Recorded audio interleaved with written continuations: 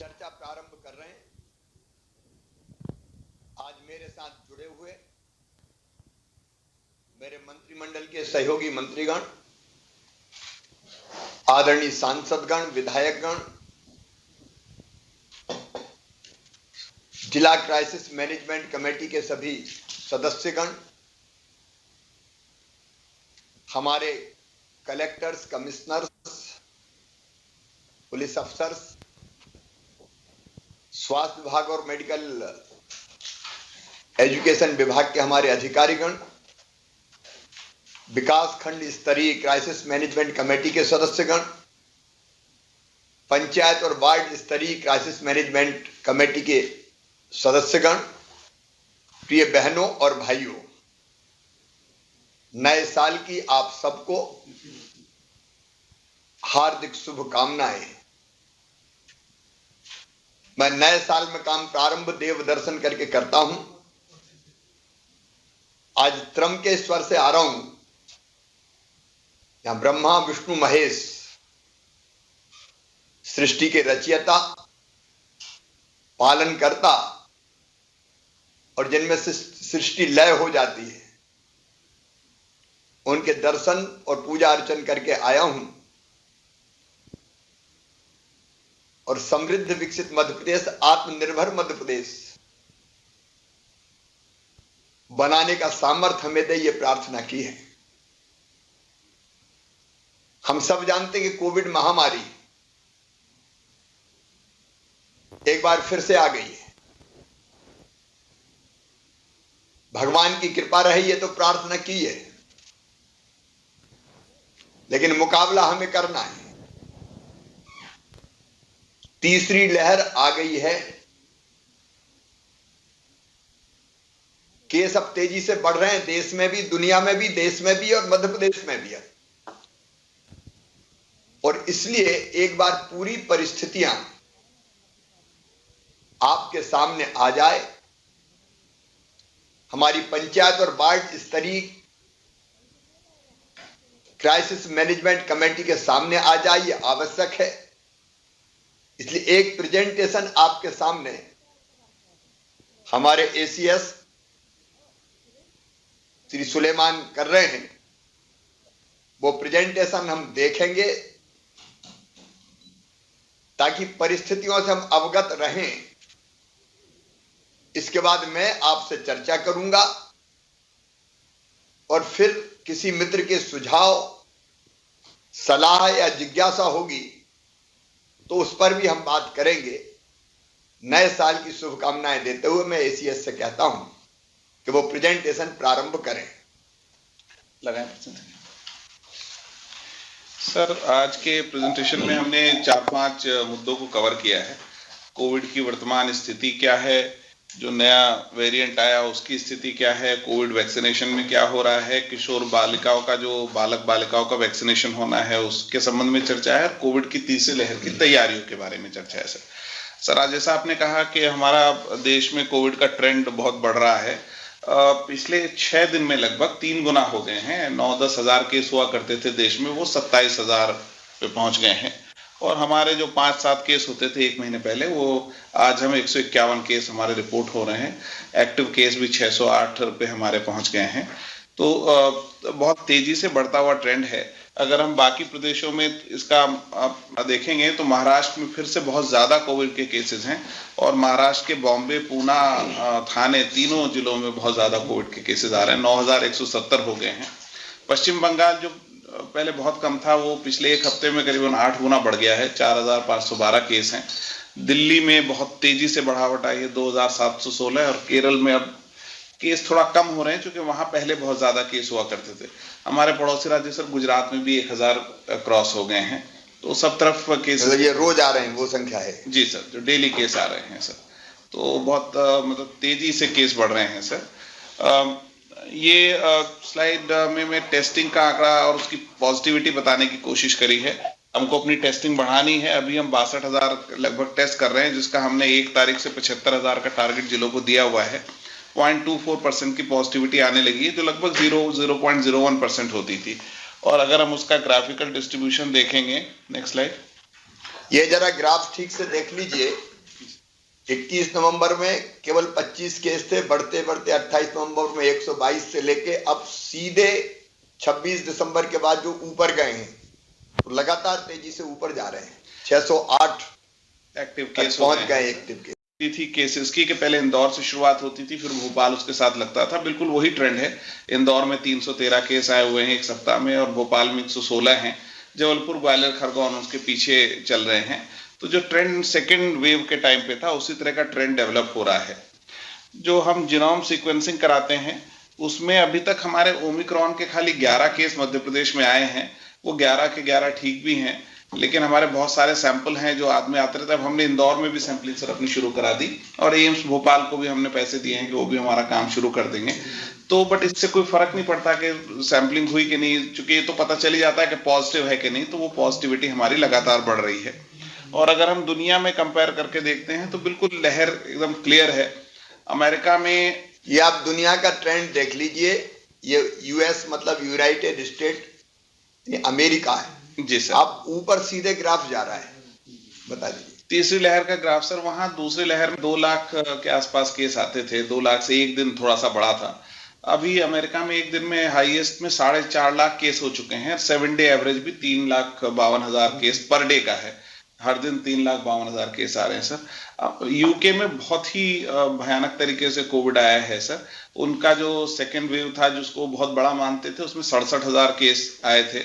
अभी वो एक दिन 2 लाख भी क्रॉस कर चुके हैं। मतलब सेकंड लहर से तीसरी लहर 3 गुना उनकी बड़ी थी। अभी भी 1,56,000 का एवरेज, उनका 7 दिन का एवरेज निकालने तो भी आ रहा है, और अभी भी बढ़ने वाला ट्रेंड है। इटली तो सर बिल्कुल वर्टिकली आगे बढ़ा है सर। उनके हाईएस्ट केस जब आए थे वो करीबन 30,000 के आसपास होते थे। अभी वो 92,000 और बिल्कुल एक हफ्ते में वर्टिकली ऊपर हो गया है। इसी तरह फ्रांस की सिचुएशन है, उसमें भी पहले केस 50,000 से ऊपर कभी नहीं आए थे, और अभी 1,57,000, और एक दिन वो भी लोग 2 लाख टच किए हैं। तो सभी विदेशों के परिणाम से ये पिक्चर हमको क्लियर है कि जो ओमिक्रॉन के बाद जो लहर आ रही है, वो बाकी केसेस से, नंबर ऑफ केसेस इसके बहुत ज्यादा आ रहे हैं यूरोप में और पूरे वेस्टर्न वर्ल्ड में। साउथ अफ्रीका का उदाहरण ऐसा है कि जिसमें पीक आने के बाद अब ढलान आने लगा है। तो कई लोग ये भी कहते हैं कि पीक बहुत तेजी से आएगी और फिर तेजी से नीचे भी जा सकती है, लेकिन केसेस की संख्या बहुत होगी। जो स्टडीज सर दुनिया भर की हैं, वो ये कहती हैं कि इसमें हॉस्पिटलाइजेशन थोड़ा कम है। पहले के मुकाबले में हॉस्पिटलाइजेशन के चांसेस 50% कम है। उसकी वजह शायद खाली कोविड ना होके वैक्सीनेशन भी है, क्योंकि हमने लगभग 91% लोगों को सेकेंड डोज लगाई है। तो ये संभव है कि वैक्सीनेशन के कारण उनको सीरियस इलनेस ना हो और हॉस्पिटलाइजेशन की ट्रेंड कम हो। उससे ये बात तय है कि हमको अपनी अप्रोच में थोड़ा परिवर्तन ये करना होगा कि अस्पतालों के साथ साथ हमको बहुत ज्यादा नंबर ऑफ केसेस को ध्यान में रखते हुए home isolation, Covid care centre और उसके साथ टेलीमेडिसिन की सुविधा देनी होगी।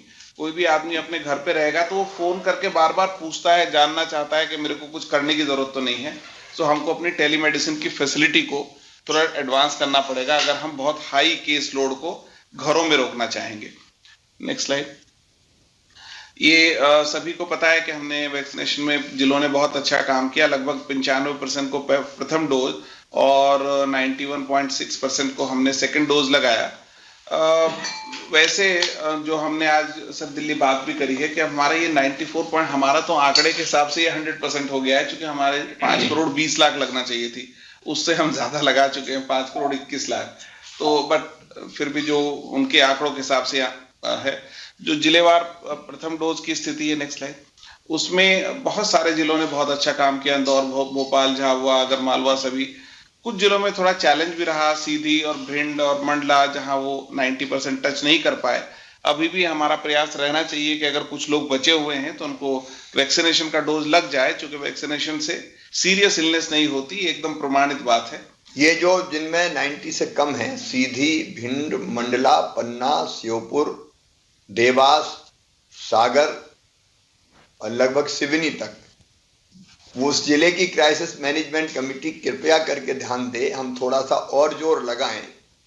मुझे लगता है कि 5-7% तो हम मान सकते हैं, लेकिन 10% लोग ना हो, ये बात गले में उतरती नहीं है।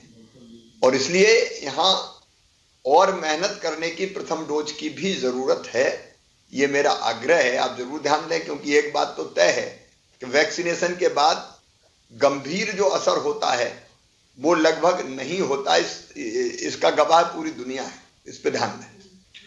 नेक्स्ट है, ये द्वितीय डोज में भी यही स्थिति है। जिन जिलों में ऑब्वियसली पहला डोज कम है वहां द्वितीय डोज भी कम है, और बाकी जगह तो सभी लोगों ने अपना उसमें भी बहुत अच्छा काम कर लिया, जिससे उनकी इम्यूनिटी डेवलप लगभग वही जिले, सीधी, खरगोन, भिंड, अलीराजपुर, बड़वानी, छतरपुर, सागर, मंडला, देवास, अनूपपुर, राजगढ़, सिवनी, बैतूल, धार, श्योपुर, ग्वालियर और पन्ना, झाबुआ तक, ये सारे जिले कृपया करके ध्यान दे द्वितीय डोज पे भी। सर अब कल से सर हमारा बच्चों का वैक्सीनेशन शुरू हो रहा है, 15 से 18 वर्ष के बच्चों का। कई बार ये बातें आती रहती हैं कि बच्चों में कोई वेव आएगी, हालांकि ऐसा कोई प्रमाणित हुआ नहीं कि बच्चों को कोई अलग से प्रभाव होगा, लेकिन अब बच्चों के वैक्सीनेशन को भी गवर्नमेंट ऑफ इंडिया ने सहमति दी है। निःशुल्क वैक्सीनेशन है ये भी, और इनमें 3 जनवरी से शुरू होना है 15 से 18 वर्ष के आयु समूह के लिए। अर्थ ये हो गया कि 2007 या उससे पहले जो भी जन्मा हो वो वैक्सीनेशन के लिए पात्र है। हमारे आकलन के अनुसार करीबन 48 लाख की आबादी है। मैं सभी जिलों को और सभी क्राइसिस मैनेजमेंट ग्रुप के सम्मानीय सदस्यों को ये बात क्लियरली कहना चाहता हूं कि इसमें इनको कोवैक्सीन लगनी है। किसी भी हालत में 18 वर्ष से कम में कोई कोविशील्ड ना लगाए, चूंकि वो वैज्ञानिक दृष्टि से प्रमाणित नहीं है कि कोविशील्ड उसको लग सकती है। तो ये गलती नहीं होना चाहिए। 15 से 18 में केवल कोवैक्सीन ही लगाना है, इसका हमको विशेष रूप से ध्यान रखना है। और इसके सेशन प्लान हो गए हैं जिसपे प्रायर रजिस्ट्रेशन भी हो सकता है, और सीधे सेशन साइट पे जाएं तो वहीं जाके भी रजिस्ट्रेशन करके वैक्सीनेशन हो सकता है। जो जिलों से हमने अपेक्षा करी थी कि अब तक आपने अपने टीकाकरण दल के की ट्रेनिंग कर ली होगी, जिसमें उनको ये बताना था कि उनको स्कूल का आईडी भी चल जाएगा और कोई आईडी ना हो तो, और साथ में ये बताना था कि कोवैक्सीन लगानी है। कंफ्यूजन बचाने के लिए हमने निर्देश दिए हैं कि 15 से 18 वर्ष का वैक्सीनेशन केवल शासकीय केवल स्कूलों में होगा, चाहे वो निजी हो या शासकीय हो, और वहां केवल उन्हीं बच्चों का, मतलब वहां कोई डुप्लीकेशन नहीं होगा, बड़े लोगों का वैक्सीनेशन वहां नहीं होगा। ये हमको इंश्योर करना है। और जो सेशन आपने प्लान किए हैं उसको हम लोग, ज्यादातर सेशन आप लोगों ने अपने पोर्टल पे डाल दिए हैं, और जो बना रहे हैं उनको भी डाल दें। बस ये भर ध्यान रखना है कि वहां कोई डुप्लीकेशन ना हो, खाली बच्चों के लिए हो और खाली कोवैक्सीन लगे। हमने डोजेस सबको अवेलेबल करा दिए हैं। हम कल उम्मीद कर रहे हैं कि कल हम 15 लाख लोगों का हमने जिलों को कहा है कि टारगेट करके चलें, कि कोशिश करें कि हम 15 लाख टच कर सकें। उस हिसाब से हमने 18 लाख से ज्यादा डोजेज अवेलेबल कराई हैं जिलों को, और क्षमता है जिलों में, जितना आप कर सकोगे, जितना जल्दी इसको कर सकते हैं उतना अच्छा होगा हमारे लिए। 3 जनवरी का लक्ष्य भी हमने, पीपीटी हटा लिया क्या हो गया?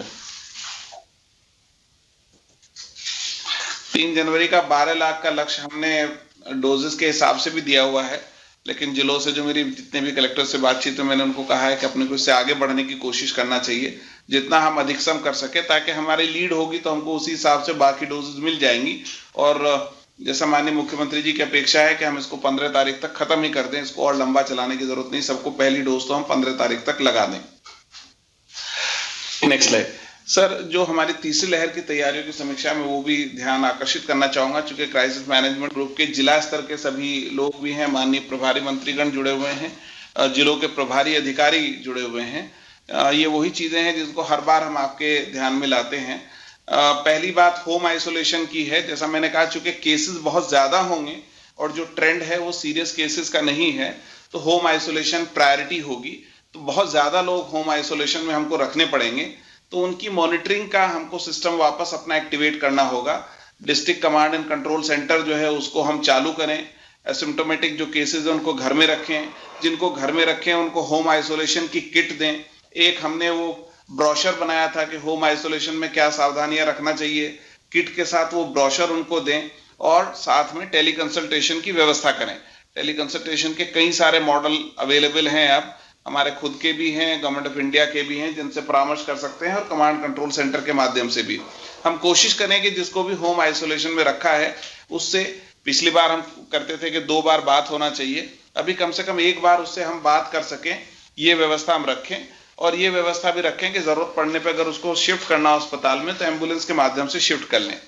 ये पॉइंट एक्चुअली मैं और ज्यादा इंसिस्ट नहीं कर सकता, बहुत जरूरी है, क्योंकि इस पे number of cases home isolation में बहुत ज्यादा होंगे। अगर हम टेली कंसल्टेशन की व्यवस्था नहीं करा पाएंगे तो हमको दिक्कत होगी, ये हमको करना पड़ेगा। उसके बाद दूसरा जो व्यवस्था है वो कोविड केयर सेंटर की है। वो लोग जिनको हम एसिम्टोमेटिक या लो सिम्टम वाले मान रहे हैं लेकिन उनके घर में जगह नहीं है तो उनको कोविड केयर सेंटर में शिफ्ट करना होगा। हर जिले में अभी हमने एक कोविड केयर सेंटर चालू करने के लिए कहा है। कोविड केयर सेंटर चालू करने का मतलब वहां पे स्टाफ, डॉक्टर, दवाइयां, एम्बुलेंस और सबसे ज्यादा जरूरी साफ सफाई तथा भोजन की व्यवस्था होना चाहिए, ताकि जो लोग वहां जाएं वो एक अच्छे एनवायरनमेंट में रह सके। कोशिश करें कि अशासकीय संस्थाओं को कोविड केयर सेंटर के संचालन से जोड़ा जाए। कई जिलों में बहुत अच्छे प्रयोग इसके हुए हैं। और साथ में ये चिन्हांकित भी कर लें कि अगर हमको कोविड केयर सेंटर बढ़ाने पड़े तो विकास खंडों में हम कहाँ कर पाएंगे, ये हमको अगली व्यवस्था करनी होगी। उसके बाद जो मरीज जिनको इलाज की जरूरत पड़ेगी ही, ऐसे कुछ लोग जरूर होंगे, ये उसकी तैयारी कि हम 31,000 बिस्तर सरकारी संस्थाओं में करना चाह रहे हैं। लगभग 7,756 हमने लक्ष्य रखा है चिकित्सा शिक्षा का, स्वास्थ्य विभाग का 23,551 का। आपको जिला स्तर पे ये सुनिश्चित करना है, नेक्स्ट स्लाइड, कि हम ये देखें कि ये हमने जो कार्य योजना बनी है उसके अनुरूप अब सब बिस्तर अब तैयार हो जाएं, उसमें कोई इक्विपमेंट की कमी ना हो, ऑक्सीजन लाइन की कमी ना हो, वेंटिलेटर्स की कमी ना हो। जो उस कार्य योजना के अनुसार व्यवस्था है, अब वो समय आ गया है कि हम उसको जिलों पे बिल्कुल चालू हालत में तैयार करके रखें, ताकि एक दिन के शॉर्ट नोटिस पे भी हम उसमें मरीजों को भर्ती कर सकें। तो हम उसको बिल्कुल फाइनल स्टेज पे लाना है। 204 पीएसए प्लांट स्वीकृत हुए हैं, हर जिले में कई संख्या में लगे हुए हैं। अभी भी कुछ प्लांट क्रियाशील नहीं हुए हैं, 188 क्रियाशील हुए हैं। ना केवल जो क्रियाशील नहीं हुए, जो क्रियाशील हुए उनको भी बार बार हमको चेक करते रहना पड़ेगा। ये चेक करना होगा कि मरीज के स्तर पे कितना ऑक्सीजन कितने लीटर में पहुंच पा रही है और उसकी प्योरिटी क्या है, उस पर भी हमको ध्यान देना पड़ेगा।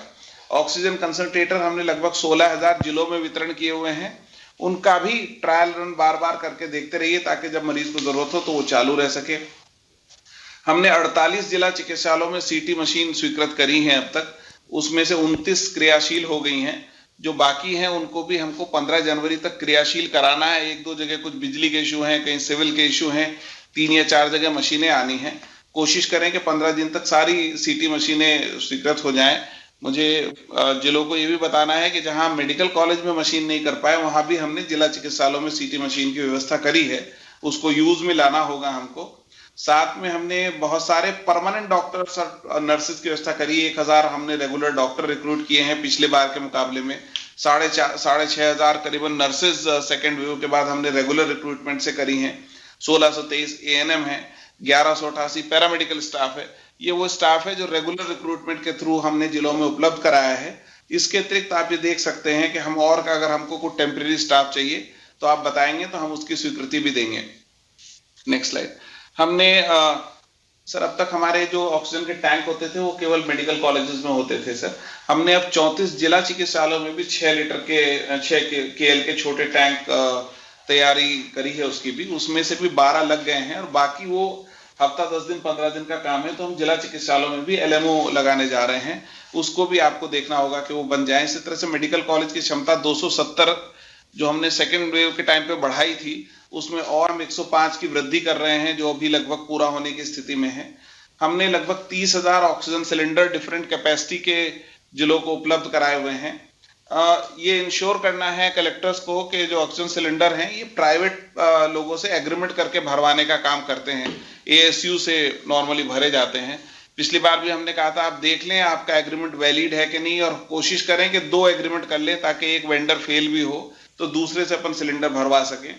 जो निजी क्षेत्र में ASU जिलों में लगे हुए हैं, पिछली बार इसमें बहुत दिक्कत हुई थी। सबसे बड़ा ASU पीथमपुर में है जो 40 टन का था, जिसको हमको लगभग 1 महीना लग गया था चालू करने में। इस बार अपने पास समय है, उन लोगों से बातचीत कर लें। 132 KL की टोटल कैपेसिटी है ASUs की, वो अभी से हम तैयारी करके रख लें कि वो सब चालू हो गए हैं। उसमें कुछ मेंटेनेंस कराना है तो अभी करा लें, प्राइवेट सेक्टर से बातचीत करके हमको ये काम कराना होगा। शासकीय चिकित्सालयों में दवाएं और कंज्यूमेबल्स हमने कहा 1 महीने की व्यवस्था हमारी हो जाए, इसकी भी हमको पुष्टि करनी है। नेक्स्ट, इतना ही जितना शासकीय चिकित्सालय का काम जरूरी है, उतना ही निजी चिकित्सालयों से व्यवस्था कराना भी जरूरी है। जो मुख्यमंत्री कोविड उपचार योजना पिछली बार बनाई थी, उसको 31 मार्च तक बढ़ा गया है। अब हमको इस योजना में फिर से, जैसे पहले आपने अस्पतालों के अनुबंध किए थे, इस बार फिर से अस्पतालों के अनुबंध करने होंगे और उनको अनुबंध करके आपको सार्थक पोर्टल पे उनके बिस्तरों की संख्या दिखानी होगी। जो लोग योजना अंतर्गत अनुबंध ना भी कर रहे हैं और केवल कमर्शियल तरीके से कोविड का इलाज करना चाहते हो, उसमें भी कलेक्टर्स को हमने स्पष्ट रूप से बताया है कि उनको भी सार्थक पोर्टल पे लाना होगा। जो जब तक सार्थक पोर्टल के वो क्रेडेंशियल आप उनको अधिकृत ना करें, तब तक वो कोविड का इलाज ना कर पाए। इस बात के हमको लीगल ऑर्डर भी जारी करने हैं, कलेक्टर्स को अपने स्तर पे व्यवस्था करनी होगी। ये इसलिए जरूरी है कि उस ऑर्डर के बाद हम इस बात की मॉनिटरिंग कर पाएंगे कि वो अतिरिक्त राशि तो नहीं ले रहे हैं। चूंकि निजी चिकित्सालयों में क्या चार्ज कर सकते हैं, वो दरें यहाँ से पहले से निर्धारित की गई हैं और उच्च न्यायालय स्तर से भी उसकी मॉनिटरिंग होती है, तो हमको ये व्यवस्था भी करानी होगी। बार बार ये बात हम लोग कहते रहे हैं कि शासकीय और निजी चिकित्सालयों की ज्वाइंट प्लान बनाएं, ताकि बिस्तरों की उपलब्धता ओवरऑल अवेलेबल रहे। कौन से प्राइवेट अस्पताल में, कौन से सरकारी हैं, हमारे पोर्टल पे दिखना चाहिए कि कितने बिस्तर उपलब्ध हैं और वहां रेट क्या है जिसपे वो अपना इलाज कराएंगे, ताकि जो आदमी अपनी इच्छा से जहां चाहे वो इलाज करा सके। हम ये टारगेट करना चाह रहे हैं जिलों के साथ मिलकर कि 25,000 बिस्तर कम से कम प्राइवेट सेक्टर में उपलब्ध हों। जिलावार आपके क्या लक्ष्य होंगे ये एनएचएम अलग से भी आपको बताएंगे और हम आपसे लगातार इस पे बात भी करेंगे।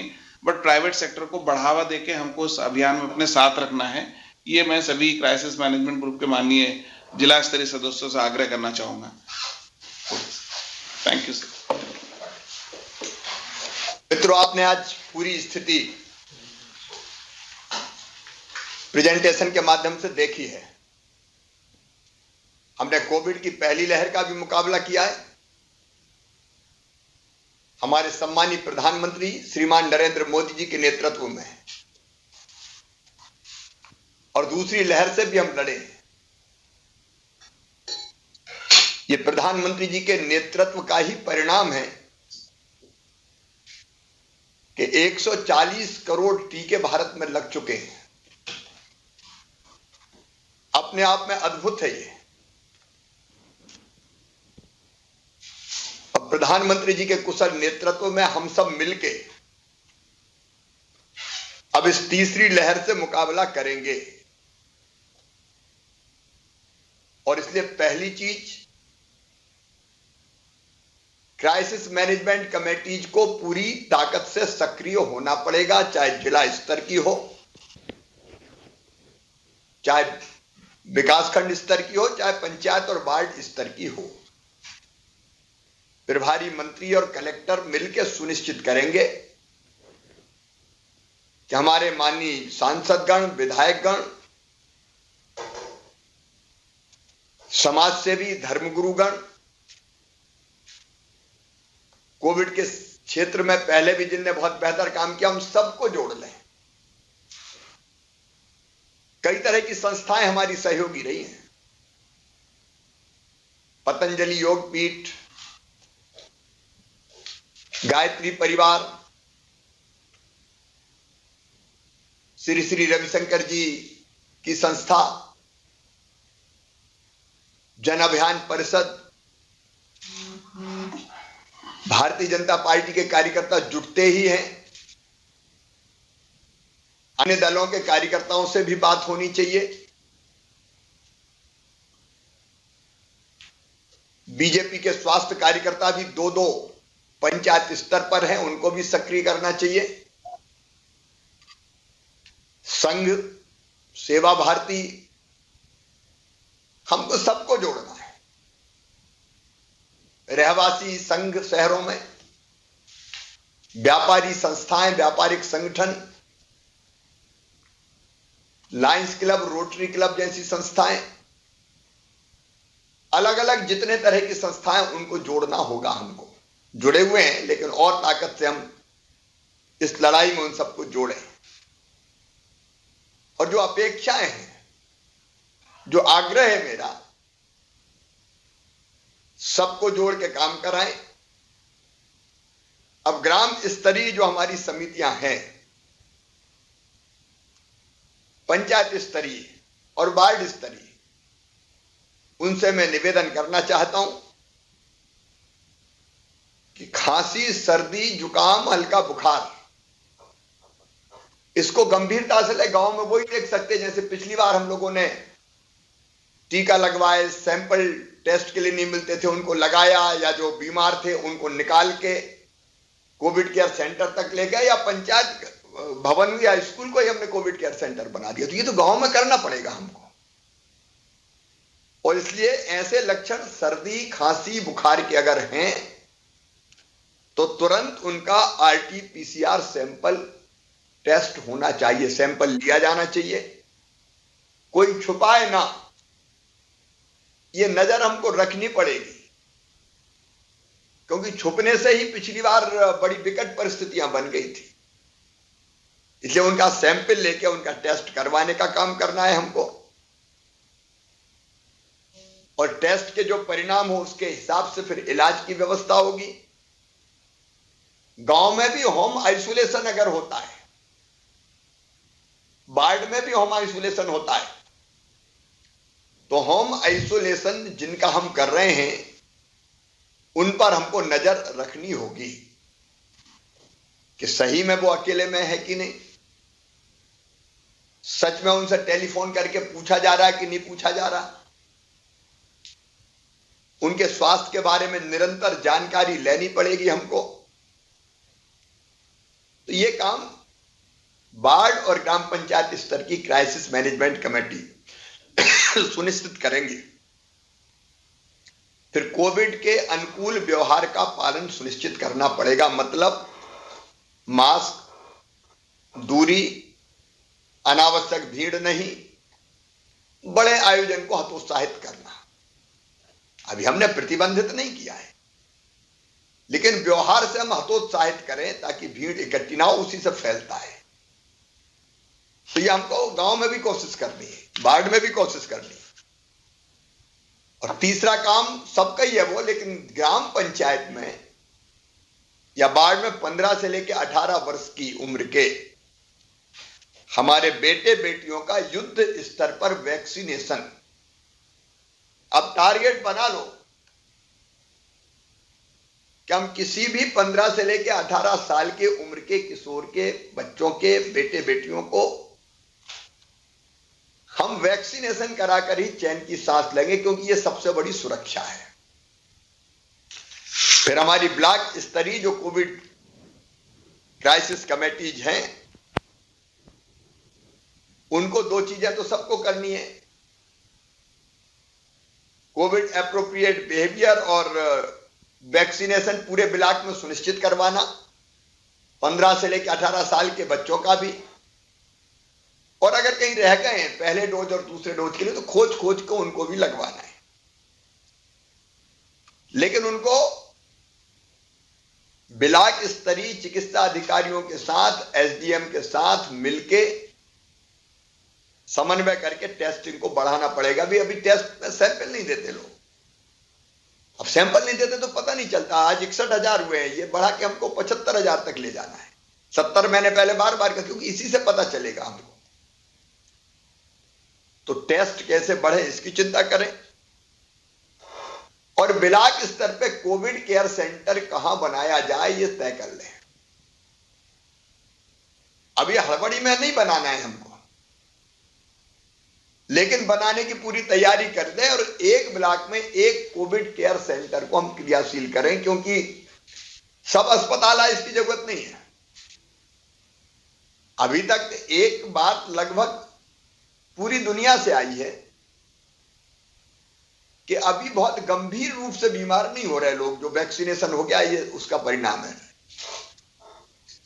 और ये हर एक अस्पताल में भर्ती हो इसकी जरूरत नहीं है। हम कोविड केयर सेंटर पर रखने की व्यवस्था करें ताकि एकदम अस्पताल में भीड़ भी ना बढ़े, बोझ भी ना बढ़े, और बाकी अस्पताल में दूसरी बीमारियों का भी इलाज होता रहे। और ब्लॉक स्तर के अस्पताल की व्यवस्था देख लेना, एक कोविड केयर सेंटर की तैयारी, और एक ब्लॉक स्तर पे जो हमारा अस्पताल है उसकी सारी व्यवस्थाएं आप चेक कर लीजिए, मिलके देख लीजिए, ताकि वो अस्पताल भी जरूरत पड़ने पर चाक चौबंद रहे। फिर जिला स्तरीय जो कोविड क्राइसिस मैनेजमेंट कमेटी है, उनको जो बाकी काम मैंने बताया वो तो उनको देखने ही है, उनको मैं दोहरा नहीं रहा। वो काम उनका ही है, एक जिले में टेस्टिंग को वो जरूर देखें। टेस्ट बढ़नी चाहिए साहब, तब पता चलेगा कि कितने पॉजिटिव आ रहे हैं। और दूसरे जिले में तो कोविड केयर सेंटर चालू करना ही है। सभी 52 जिलों में तत्काल एक कोविड केयर सेंटर आप प्रारंभ कर दीजिए, ताकि सामान्य लक्षण वाले पॉजिटिव पेशेंट्स को वहां जरूरत पड़ने पर भर्ती किया जा सके। और अस्पताल की जो व्यवस्थाएं हैं, चाहे जिला चिकित्सालय हो या आपके यहां मेडिकल कॉलेज हो या अन्य चिकित्सालय हो, उनकी व्यवस्थाओं को आपको देख लेना चाहिए, देखना ही है।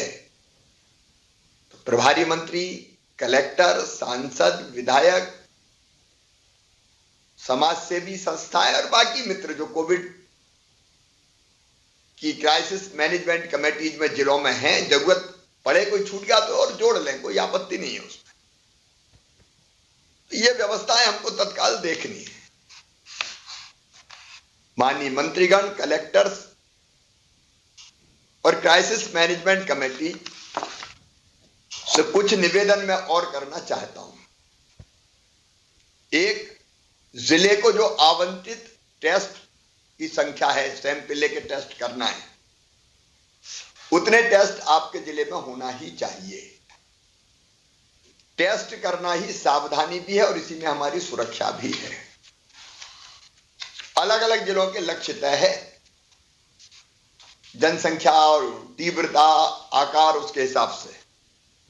तो कृपया कर जनता को एजुकेट कीजिए और जनता से मेरी प्रार्थना भी कि टेस्ट करवाएं, सैंपल देने में कोई भी कोताही ना बरतें। फिर अंतर्राज्यीय आवागमन वाले स्थान जैसे bus stand, railway station, airport, इन पर भी टेस्टिंग और सैंपल लेने की व्यवस्था होनी चाहिए। फिर जिलों में पूर्व से संचालित फीवर क्लिनिक, ये सब ध्यान से सुन लें। फीवर क्लिनिक चालू करने हैं, कई जगह चालू होंगे या नहीं है, तुरंत चालू करें। उसमें होगा कि सर्दी खांसी बुखार हुआ तो फीवर क्लिनिक बगल में ही है, वहां गए और तुरंत टेस्ट करवा लिया तो तत्काल पता चल जाएगा, अस्पताल जाने की जरूरत नहीं पड़ेगी। फिर पूरे जिले में खांसी सर्दी बुखार वाले तो टेस्ट होना ही चाहिए, वो अनदेखे ना रहें। फिर आप ये चिंता भी करें कि पॉजिटिव जो केसेस आ रहे हैं, अभी 602-3 हमारे यहां एक्टिव केस है और अभी 150 से ज्यादा पॉजिटिव केस रोज आने लगे। ये संख्या बढ़ेगी, जैसा ट्रेंड अभी आपने देखा दुनिया में, देश में बढ़ रहे हैं, बढ़ेगी हमारे यहां। लेकिन कॉन्ट्रैक्ट ट्रेसिंग करना है। एक को परिवार में हो गया तो बाकी कर लेनी। डेल्टा जब आया था दूसरी लहर में तो पता चला कि नहीं करवाया तो पूरा का पूरा परिवार बीमार हो गया, गंभीर हो गया।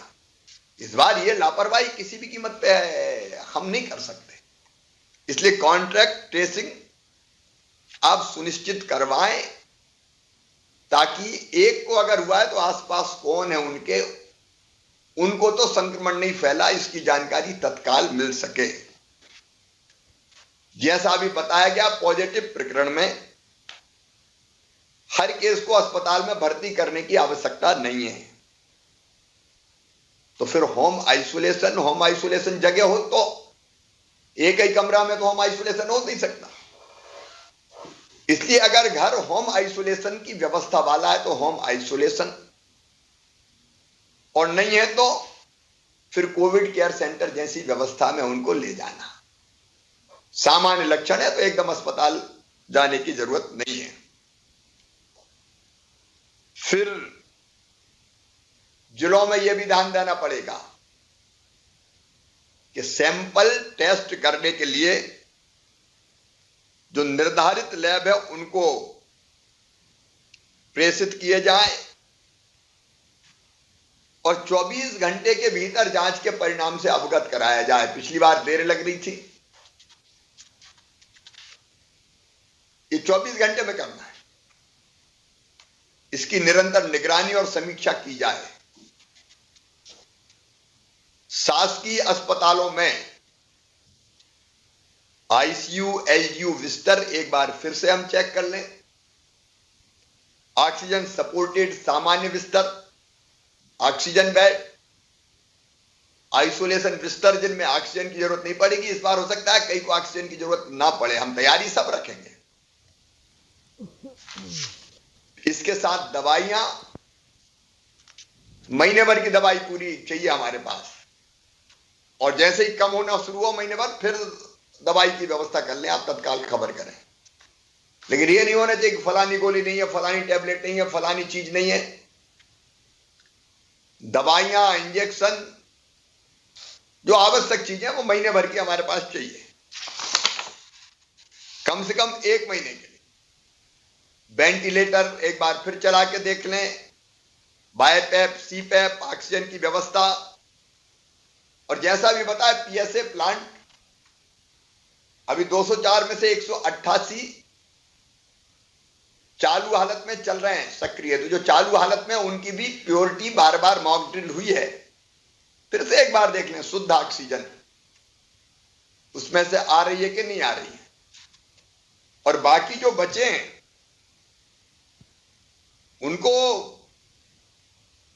जल्दी से जल्दी सक्रिय कर लें, क्योंकि 204 में से 188 मतलब 10 कितने 16 बचे हैं, तो उनको भी चालू कर लें। फिर कोविड उपचार योजना, मुख्यमंत्री कोविड उपचार योजना, कलेक्टर्स ध्यान से तत्काल प्रभारी मंत्रियों के निर्देशन में, वैसे तुरंत कलेक्टर्स को यह काम करना है कि जो हमारे प्राइवेट अस्पताल है जिनको हमने अनुबंधित किया था, उस अनुबंध में 1 जनवरी से 31 मार्च 2022 तक अभी वृद्धि कर दी। तो आप ये अनुबंध कर लें और प्राइवेट अस्पताल में मुख्यमंत्री कोविड उपचार योजना के अंतर्गत उपचार होगा। जरूरत पड़ने पर निःशुल्क उपचार होगा, पैसे हम देंगे। तो वो सारे प्राइवेट अस्पतालों से अनुबंध हो जाए ताकि जरूरत पड़ने पे 31,000 बिस्तर हमारे पास अभी हैं शासकीय अस्पतालों में। हम कम से कम 25,000 दूसरे प्राइवेट अस्पताल के बिस्तर भी तैयार करके रखें। तो इसलिए ये जल्दी से जल्दी अनुबंध कर दिया जाए ताकि हम जनता को, गरीबों को, मध्यम वर्गीय और निम्न मध्यम वर्गीय भाई बहनों को निःशुल्क इलाज सुनिश्चित कर पाए। फिर हमने बहुत अच्छा काम किया था, कोविड के कमांड और कंट्रोल सेंटर्स को जिलों में बनाया था, उसको तुरंत चालू कर दिया जाए। अब उसके माध्यम वो बहुत उपयोगी है। कोविड केयर सेंटर और होम आइसोलेशन में जो उपचार प्राप्त कर रहे कोविड के पॉजिटिव रोगी हैं, उनकी टेली कंसल्टेशन के द्वारा सतत निगरानी की व्यवस्था की थी, वो फिर से करनी है।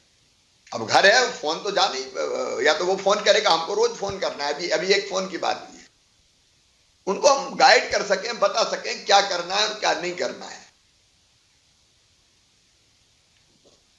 और अगर जरूरत है उपचार की तो फिर उनको अस्पतालों में फिर तत्काल रेफर करने की व्यवस्था है। ये कोविड कंट्रोल और कमांड सेंटर जिलों के देखेंगे। होम आइसोलेशन में फोन, दवाई के किट की व्यवस्था, क्या करना चाहिए क्या नहीं करना चाहिए, इसका पर्चा छपवाया जा सकता है, उसकी व्यवस्था कर रहे हैं। वो वहीं छपेगा, डिसेंट्रलाइज बना के दिया हुआ है। तो हम गाइड तो कर पाए कि आपको क्या करना है क्या नहीं करना है, और जरूरत होने पर वहां से रेफर हम कर सकते हैं। फिर कोविड कमांड और कंट्रोल सेंटर्स पर जिलों में उपलब्ध आइसोलेशन बेड, ऑक्सीजन बिस्तर, ICU bed, HDU bed, PICU बिस्तरों की उपलब्धता व रिक्ति की भी मॉनिटरिंग की जाए। कितने बेड उपलब्ध है, उनमें से कितने खाली हैं, इसकी सतत मॉनिटरिंग जरूरी है, ताकि स्थिति और वो जनता को पता रहे किस अस्पताल में कितने बिस्तर खाली हैं। लोगों को अफरा तफरी की स्थिति में नहीं आने देना है। इसलिए कलेक्टर सुनिश्चित कर लें कंट्रोल और कमांड सेंटर के काम जो हमने किए वो फिर से ठीक से तत्काल शुरू हो जाएं। फिर होम आइसोलेशन में ज्यादा लोग हो सकते हैं, इसलिए मोबाइल मेडिकल यूनिट और रैपिड रिस्पांस टीम को सक्रिय किया जाए। मोबाइल मेडिकल यूनिट जाएगी जरूरत पड़ने पे घर पे, और जरूरत पड़ने पर रैपिड रिस्पांस टीम तत्काल अस्पताल पहुंचाने का काम करेगी। अब ऐसे रोगी जो होम आइसोलेशन में हैं, उनको मोबाइल मेडिकल यूनिट और रैपिड रिस्पांस टीम और फीवर क्लिनिक के माध्यम से होम आइसोलेशन के किट देंगे, जिसमें निर्धारित दवाइयां होगी। आपको ध्यान होगा पिछली बार ये किट बांटने से बड़ा फायदा हुआ था हमको। लोगों को किट मिल गया, दवाई खाना शुरू कर दी सर्दी जुकाम में ही, तो कई लोग बच गए, गंभीर होने से बच गए थे। तो ये मेडिकल किट देनी है तो इनको देनी है। ये रोज पूछताछ होगी, जरूरत पड़ी तो शिफ्ट करेंगे। फिर एक चीज और ध्यान देंगे, विशेषकर कलेक्टर, भारत शासन का पोर्टल है S3, उस पर समस्त वांछित जानकारी समय सीमा में प्रतिदिन अपडेट किया जाना चाहिए। नोट कर लें, S3 पोर्टल पर रोज अपडेट करना ही है वांछित जानकारी। फिर हर जिले में क्राइसिस मैनेजमेंट कमेटी के साथ मिलके कितने शासकीय अस्पताल में बिस्तर है और कितने प्राइवेट में बिस्तर है, इसको एक साथ एकीकृत कर लें। क्योंकि बिस्तरों की उपलब्धता की जानकारी भी हमको सार्थक पोर्टल जो हमारा है, सार्थक पोर्टल के 3B फॉर्म को जिलों में भरना सुनिश्चित करें और जानकारी अपडेट करें। आप आज से समझ गए होंगे प्राइवेट और सरकारी और प्राइवेट मिलकर कितने बिस्तर हैं, ताकि प्राइवेट के बिस्तर भी तैयार रहे। और कोई भी प्राइवेट, ये बात आई गई कि अगर उसको कोविड का उपचार करना तो निर्धारित प्रक्रिया का पालन करना होगा, तो पहले से आप देख लें। फिर एक बात और गंभीरता से, अभी से पूरी गंभीरता के साथ करें, उपचार के लिए निजी चिकित्सालयों का ऑथराइजेशन धारा 144, धारा 144 किया जाए। और यह सुनिश्चित कर लें रेट कैपिंग, रेट की कैपिंग इसलिए जरूरी है कि मनमानी कीमत लोग ना वसूल पाएं। सरकार ने रेट्स तय किए, वो जो तय रेट हैं उसी पर इलाज सुनिश्चित किया जाना है। तो रेट कैपिंग, जो सरकार द्वारा निर्धारित दर है उस पर इलाज, मतलब ऑक्सीजन की उपलब्धता, अगर वो इलाज कर रहे तो ऑक्सीजन होना चाहिए उन अस्पतालों में, ये सुनिश्चित करवा लें। और ट्रेंड उनका नर्सिंग और डॉक्टर्स का स्टाफ चाहिए, और साफ सफाई और सुरक्षा की पूरी व्यवस्था चाहिए। तो इसको पूरी गंभीरता के साथ करवाएं। ये बहुत जरूरी नहीं, पिछली बार ऐसा आया था कि पेशेंट भर्ती कर लिए, ऑक्सीजन है ही नहीं, और बाद में फिर सोशल मीडिया पे कर रहे हैं कि 1 घंटे की बची, आधा घंटे की बची। वो अफरा तफरी नहीं मचना है। इससे पहले सुनिश्चित कर लें किसी भी स्थिति में ऑक्सीजन की कमी ना हो। और इसलिए मैं फिर कह रहा हूं, PSA plant oxygen concentrator, oxygen cylinder, medical gas pipeline की व्यवस्था, इसको सुनिश्चित कर लें। यह सबसे जरूरी आवश्यकता है, दूसरी लहर में हमने देखा है। फिर जहां जहां जिन जिलों में आपको प्रशिक्षित मानव संसाधन चाहिए, लोग चाहिए, स्टाफ चाहिए, उनकी अस्थायी रूप से नियुक्ति का आकलन करके तत्काल आप यहां भेज दें ताकि वो भर्ती की जा सके। लोग चाहिए, आखिर हमको प्रशिक्षित लोग चाहिए, तो इसको भी हमको तत्काल प्रेषित करना पड़ेगा और उसको तत्काल करना पड़ेगा। फिर कोविड-19 के निदान हेतु आवश्यक पैथोलॉजी जांच की उपलब्धता जिलों में आप सुनिश्चित कर लें और सिटी स्कैन की उपलब्धता सुनिश्चित कर, तो ये बहुत जरूरी, हमने देखा उस समय संभावित आवश्यकता के अनुसार संभावित कोविड रोगियों की जांच की जाए। अब हमारी 29 जिलों में सिटी स्कैन मशीन क्रियाशील है, बाकी के प्रयास हो रहे हैं, इसलिए इस पहलू पर भी आपको ध्यान देना होगा। इस समय इससे जिम्मेदारी का काम और कोई नहीं है, क्योंकि हम संकट के मुहाने पे खड़े हैं। और इसके साथ जो जरूरी चीज है, मैं फिर दोहरा रहा हूं, कल से 3 जनवरी से, देखिए मैं आप सबको बधाई देता हूं, मंत्रीगण, सांसदगण, विधायकगण, जिला के प्रशासन, कलेक्टर सहित, कमिश्नर सहित, वैक्सीनेशन में मध्य प्रदेश ने बहुत शानदार काम किया है। 94.8% अपना फर्स्ट डोज हो गया, लगभग 95, और लगभग 92 हमारा दूसरा डोज होने वाला है।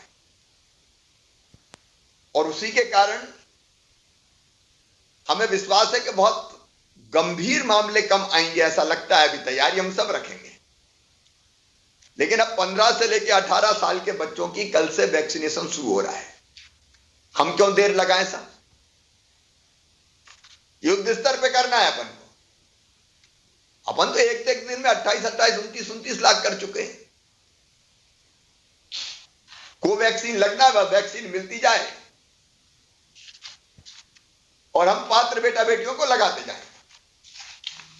काहे के लिए हम 20 दिन और 15 दिन का इंतजार करें? जितने जल्दी मिले उतने जल्दी लगा के अपने बच्चों को भी सुरक्षित कर लें। अपन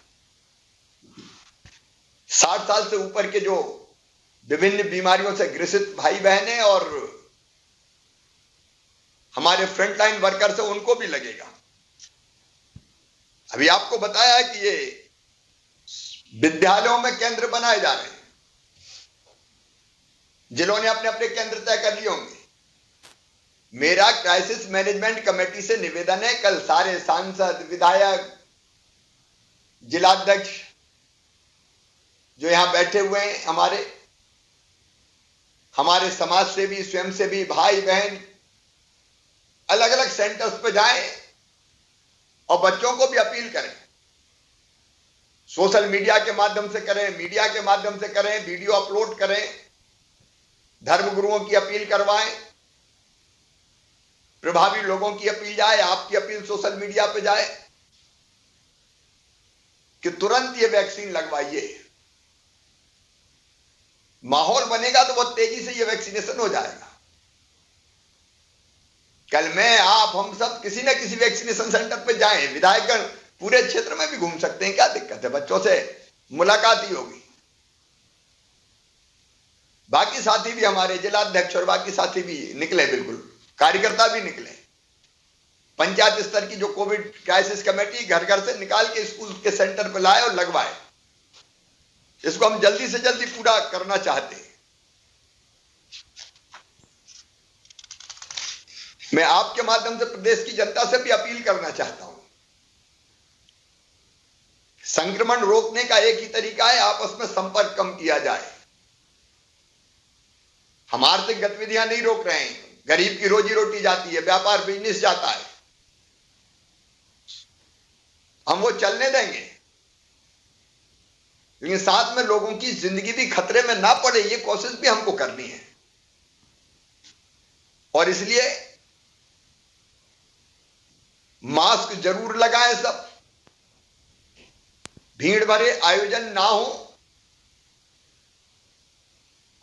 यथासंभव दूरी बनाए रखें, हाथ साफ करते रहें और वैक्सीनेशन करवाइए, ही उपाय है और कोई उपाय नहीं। हम बहुत जल्दी कोरोना के प्रोटोकॉल को भूल गए। अब अभी भी मैं निकल के देखता हूं तो कई लोग बिना मास्क के ही, तो मैं जनता से भी अपील करता हूं, इस समय मास्क अनिवार्य है अपने लिए, अपनों के लिए, जिंदगी के लिए। और इसलिए फेस मास्क जरूर पहने, उसको जिंदगी में दिनचर्या का अंग बना लें अभी तो, क्योंकि मास्क नहीं पहनना सामाजिक अपराध है। अपने आप को नहीं, हम दूसरों को भी खतरे में डाल रहे हैं। और इसलिए जो बाकी चीजें हैं, दूरी और बाकी जो मैंने बताई, लेकिन मास्क तो लगाए रखें। दुकानों पे भी पहले हमने किया है, गोले बनाए दुकानों पे, एक ग्राहक से दूसरे ग्राहक की थोड़ी दूरी रहे, वो भी मास्क लगाए, उनको टोकें, दुकानदार भी मास्क लगाए। मास्क नहीं तो सामान नहीं, मास्क नहीं तो बात नहीं, हमने कई तरह की चीजें अभियान पहले चलाए, उसको हम कर सकते हैं। आयुर्वेदिक दवाइयों का उपयोग हमने काढ़ा वगैरह का पहले भी काफी किया है। अब उसके बारे में मैं आवश्यक रूप से नहीं कह रहा, लेकिन इन चीजों का इम्यूनिटी बढ़ाने में उपयोग होता है। व्यायाम, प्राणायाम, ये बड़ा जरूरी है। हम इससे बिल्कुल बच सकते हैं, शरीर की प्रतिरोधक क्षमता बढ़ा के उसकी कोशिश करते रहना चाहिए। शरीर में पानी की कमी ना हो। बाकी सब चीजें मैं नहीं कह रहा, नहीं तो आप कहोगे कि डॉक्टर भी बन गए क्या, लेकिन कई चीजें हम पहले करते रहे। नमकीन, नींबू पानी, छाछ, सूप, नारियल, इसका प्रयोग भी बेहतर होता है। और इसलिए जो आवश्यक चीजें हैं उनको हम लगातार करते रहें। अब फिर से मध्य प्रदेश थमने नहीं रहना है, काम भी करेंगे और कोविड से भी लड़ेंगे।